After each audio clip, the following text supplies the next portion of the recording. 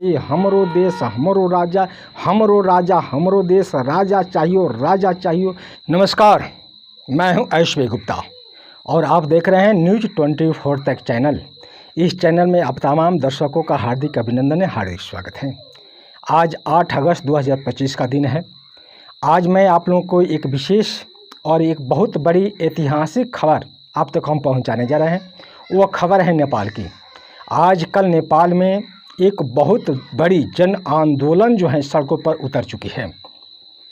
नेपाल के राजधानी काठमांडू के सड़कों पर इतनी बड़ी जन सैलाब, इतनी बड़ी आवाम, नेपाली आवाम, इतनी बड़ी जनसंख्या में, लाखों लाख की संख्या में नेपाली आवाम, नेपाली युवा सड़कों पर जन आंदोलन के लिए एकदम उमड़ चुके हैं। चलिए, ये आंदोलन किस लिए हो रहा है नेपाल में?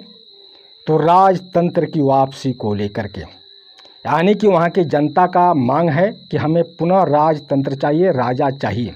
चलिए, कुछ प्रदर्शन को हम झलक दिखा रहे हैं, जिस प्रदर्शन में लोग नारे लगा रहे हैं कि हमरो देश हमरो राजा, यानी कि हमरो राजा हमरो देश, हमरो देश हमरो राजा, राजा चाहिए राजा चाहिए। इस तरह के नारे से पूरे काठमांडू जो है गूंज उठा है। काठमांडू के सड़कों पर लाखों लाख की संख्या में नेपाली आवाम जो है एकदम उमड़ चुकी है।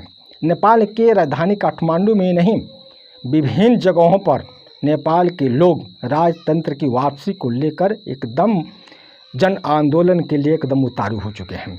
चलिए, हम बता देना चाहेंगे कि 2008 में राजतंत्र नेपाल में जब था तो उस राजतंत्र को समाप्त करके माओवादी के जन समर्थन में वहाँ पर लोकतंत्र की स्थापना की गई।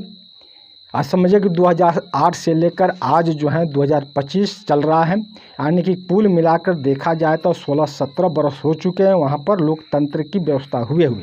ठीक, लेकिन इस लोकतंत्र की व्यवस्था से वहाँ के लोगों ने समझिए कि खिन्न हो चुके हैं।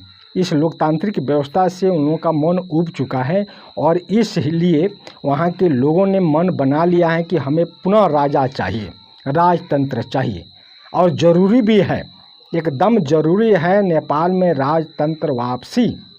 अगर आज समय है, यदि नेपाल में राजतंत्र की स्थापना नहीं होती है तो आने वाले कुछ ही समय में नेपाल एकदम कई टुकड़े में टूट चुकेगा। आधा तो ख़त्म हो चुका है नेपाल, आधा बचा है, आधा, और आधा जो है वो भी कुछ ही समय में, 2-4-5 साल का और समय है, नेपाल पूरे जो है मटिया मिट जाएगा। मटिया किस तरह मिटेगा? नेपाल के संस्कृति, नेपाल की सभ्यता, नेपाल की विचारधारा, नेपाल की कल्चर, नेपाल की संस्कृति, नेपाल के तमाम जो व्यवस्था है, नेपाली व्यवस्था, वो सब छिन्न भिन्न हो जाएंगे। आधा तो हो चुका है, आधा बचा है, वो भी समाप्त हो जाएगा यदि राजतंत्र वहाँ पर नहीं स्थापित होती है तब। हाँ, हम धन्यवाद देना चाहेंगे अपने चैनल के माध्यम से नेपाली जनता को, नेपाली युवा को, वहाँ के तमाम नेपाली जनता को हम कोटि कोटि नमन करना चाहेंगे, धन्यवाद देना चाहेंगे, स्वागत करना चाहेंगे कि आप लोगों ने इस तरह के आंदोलन करके और राजतंत्र की वापसी ला रहे हैं। ये बहुत बड़ी सराहनीय काम आप कर रहे हैं।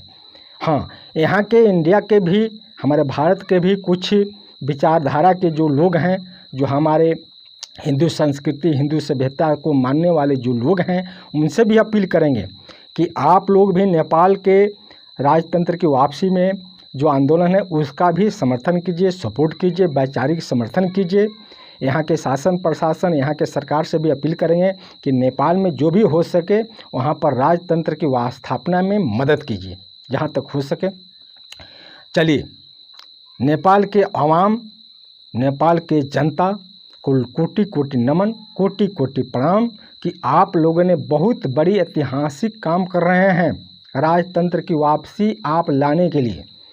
आज जो है, याद रखिए, जिस तरह के वहाँ पर जन आंदोलन चल रहे हैं, जिस तरह के युवाओं का आक्रोश है, यहाँ तक की खबर मिल रही है कि वहाँ पर जो है संसद भवन तक ही लोगों ने पहुंच चुका है, वहाँ पर भी वो लोग कुछ कर चुके हैं, कब्जा करने की दिशा में बढ़ चुके हैं। हो सकता है कि आने वाले 2-4 दिन में संसद भवन पर भी कब्जा हो जाएगा। ठीक, और होना भी चाहिए। लोकतंत्र की वहाँ समाप्ति करके पुनः जो है राजतंत्र की स्थापना होना चाहिए। एकदम ज़रूरी है, एकदम ज़रूरी है। नेपाल में लोकतंत्र को ख़त्म करके वहाँ पर जो है राजतंत्र स्थापित हो। और आपको बता देना चाहेंगे कि नेपाल विश्व में एक ऐसा देश है जो प्योर और शुद्ध हिंदू राष्ट्र है, और उस हिंदू राष्ट्र को ख़त्म करने के लिए कुछ लोगों का घुसपैठ होना शुरू हो गया है नेपाल में।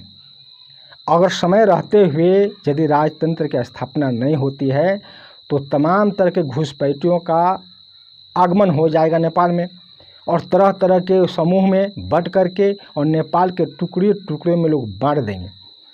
कुर्सी सत्ता के लालच में लोग सब कुछ बिक्री कर देंगे और नेपाल का टुकड़ा टुकड़ा हो जाएगा। नेपाल का संस्कृति ख़त्म हो जाएगी। नेपाल की हर एक जो वहाँ के कल्चर है, सभ्यता है, खान पान है, रहन सहन है, वहाँ के जो मान मर्यादा है, मान सम्मान है, सब में दरार पड़ जाएगा, सब छिन्न भिन्न हो जाएगा। नेपाल एक सूखा नेपाल बन जाएगा। वहाँ के हिंदू संस्कृति, हिंदू सभ्यता, नेपाली सभ्यता सब कुछ नष्ट हो जाएगा।